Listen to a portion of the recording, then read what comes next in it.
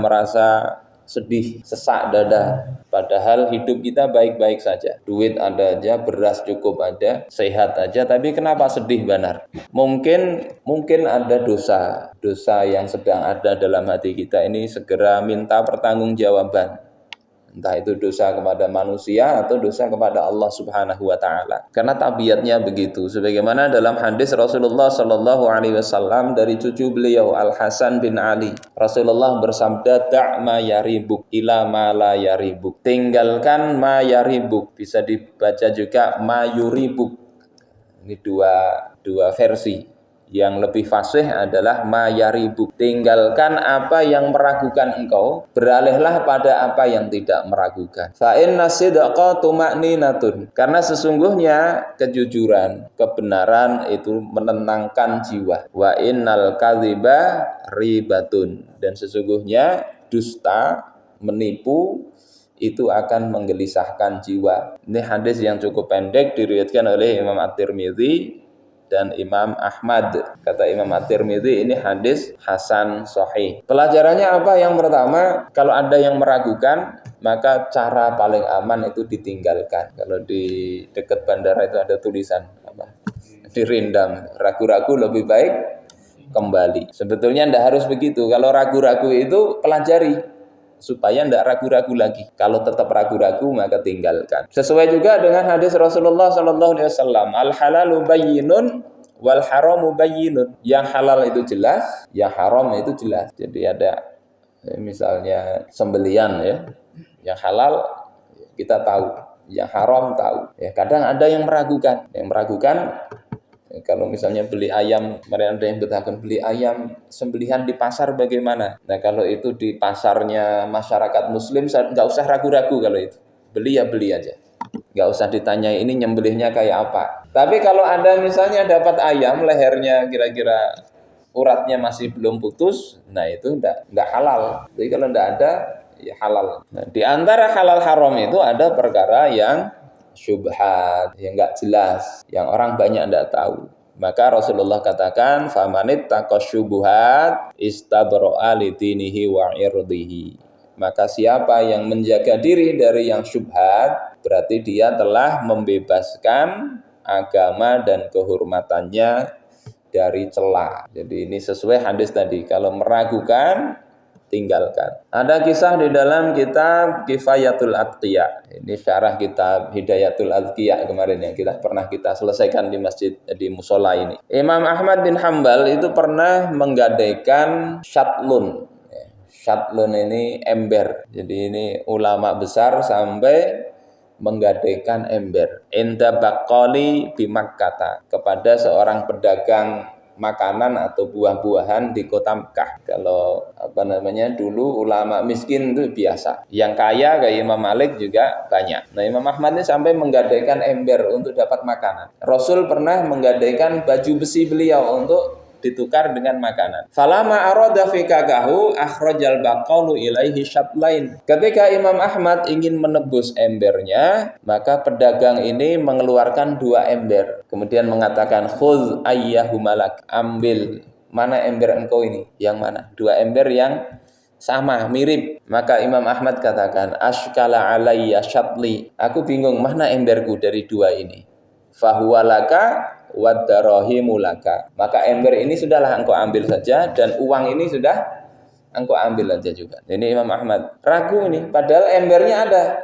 Mana tapi dari 2 ember ini yang ember dia mau diambil, kada ingat lagi. Ragu, duitnya dijulung, embernya gasan pian aja. Kita ini kadang ada sendal ada yang mirip ini, cari. Kira-kira ambil yang mana kira-kira Pak Johan? Ambil yang terbagus kah, yang terkada kah? Nah kalau ragu ini bagusnya ditinggalkan. Tinggalkan. Faqala al-baqal, maka kemudian penjual makanan ini mengatakan, ya syatluka hadza, ember engkau itu yang ini. Wa ana aradtu ajribaka. Aku itu ingin menguji engkau aja. Faqala la akhudhuhu. Ya. Maka kemudian imam mengatakan, aku tidak akan ambil, dan kemudian ditinggalkan ember beliau itu. Ini bagian pertama. Jadi kalau ragu-ragu ada sesuatu, bagusnya ya pertama kalau bisa dicek-cek. Karena kalau ragu-ragu tinggalkan, nanti mau nikah nggak nikah-nikah. Ragu terus. istikharah, ya, periksa, selidiki. Tetap ragu juga tinggalkan. Kemudian pelajaran kedua dari hadis ini tadi, jujur itu bikin tenang. Meskipun mungkin awalnya kada nyaman. Dusta itu bikin gelisah. Meskipun bisa nutupi sesuatu, nanti akan memancing kedustaan lagi. Kalau jujur selesai, sederhana. Ada perkara yang sampai sekarang tidak selesai-selesai itu ya.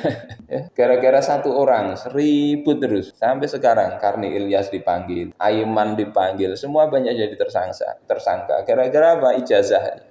Ya sebetulnya kan selesai mudah, tinggal dibawa ijazahnya tampilkan. Nah, mau periksa silahkan. Akhirnya tidak selesai-selesai, menggelisahkan bukan hanya satu orang, tapi banyak orang.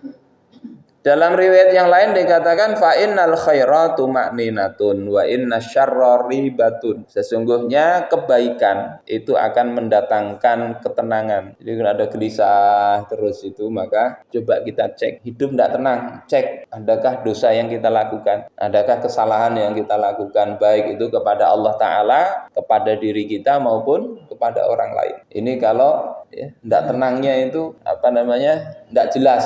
Kalau tidak tenangnya jelas, ya selesaikan yang bikin tidak tenang. Apa misalnya hidup saya tidak tenang, kenapa? Dikejar-kejar debt collector. Kalau itu berarti jelas sebabnya. Bayari utangnya atau minta tempo. Wa inna syarra ribatun, sesungguhnya keburukan itu selalu mendatangkan kegelisahan. Jadi mudah-mudahan kita ini Allah berikan ketenangan yang baik, ya. Karena bisa jadi ada juga orang yang tenang tapi dia sebetulnya sedang kena istidraj, tenang tapi maksiat terus. Bisa aja terjadi begitu. Jadi dalam Al-Qur'an dikatakan kallabal rana ala qulubihim makanu yaksibun. Sekali-kali tidak demikian. Sebenarnya apa yang selalu mereka kerjakan itu telah menutupi hati mereka. Jadi buat maksiat tenang aja. Hidupnya tambah nyaman, tenang. Tapi nanti ada saatnya Allah cabut tiba-tiba. Dalam Al-Qur'an dikatakan falamma nasu ma dzukiru bihi fatahna alaihim abwaaba kulli syai'in. Ketika mereka melupakan peringatanku, maka kami bukakan atas mereka itu pintu-pintu segala sesuatu. Pintu rezeki dibuka, pintu kenikmatan dibuka, pangkatnya naik, jabatannya makin tinggi. Padahal maksiat. Hatta idza farihu bima utu akhadnahum baghtatan. Sampai ketika mereka senang, mereka sudah merasa dapat banyak nih, maka kami siksa, kami ambil nikmat-nikmat itu dengan tiba-tiba. Faizahum mublisun, kemudian dia cuma terdiam berputus asa. Jadi mumpung kita ini masih kondisinya normal, kalau ada kesalahan tidak usah nunggu Syawal, tidak usah nunggu yang hari berlalu, segera minta ampun pada Allah Subhanahu wa taala. Karena tabiat dosa itu mestinya normalnya bikin kita gelisah. Kalau berbuat kesalahan tidak gelisah itu berarti parah. Sama orang misalnya, normalnya kalau dicubit itu sakit. Kalau tidak sakit berarti ada sesuatu yang rusak sarafnya itu.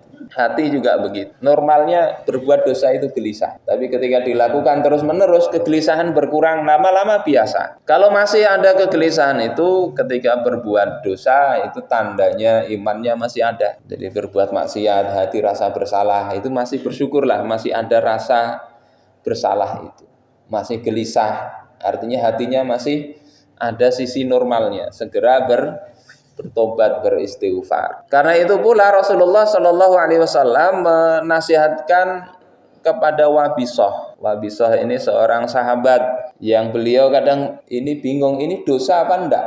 Dosa apa enggak? Maka ketika itu Rasul katakan istafti nafsaka, minta fatwa pada diri engkau, jiwa engkau itu. Istafti qalbaka ya Wabisah, minta fatwa kepada hati engkau wahai Wabisah. Ini 3 kali. Ini tentunya kalau orang yang sudah mengetahui halal haram.